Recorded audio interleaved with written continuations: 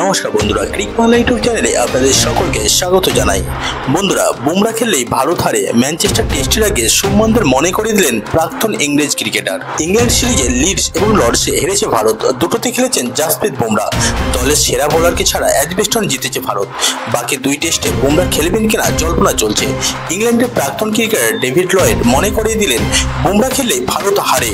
টক পোস্টকে দেওয়া এক সাক্ষাৎকারে লয়েড বলেন, বুমরাকে ছাড়া এজবেস্টনে জিতেছে ভারত, যা অসাধারণ। অনেকের মুখে শুনেছি বুমরা খেলে নাকি ভারত ম্যাচ হারে, ও না খেললে কম হারে। তারাই আবার বুমরাকে বিশ্বের সেরা বলে থাকে। নিঃসন্দেহে বুমরার বোলিং অ্যাকশন বেশ অন্যরকম, কিন্তু ছেলেটাও ভালো। বুমরাকে নিয়ে এবার ভারতের একটা সিদ্ধান্ত নেওয়ার সময় এসেছে বলে মনে করেন লয়েড।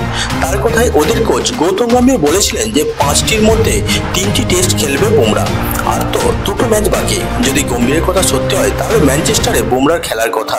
তবে আমি যতদূর জানি ওরা এখনো কিছুই ঠিক করে উঠতে পারেনি। ভারত যদি সিরিজে সমতা ফেরাতে চায় একমাত্র তাহলেই ওভালে বুমরা খেলতে পারেন বলে মনে করেন লয়েড। তার ব্যাখ্যা, ধরুন ওল্ড ট্রাফোর্ডে বুমরা খেললো, ভারতও জিতলো, তাহলে ওভালে বুমরাকে খেলানোর মরিয়া চেষ্টা হবে। কিন্তু ইংল্যান্ড 3-1 এগিয়ে গেলে ওভালে বুমরার খেলার সম্ভাবনা নেই।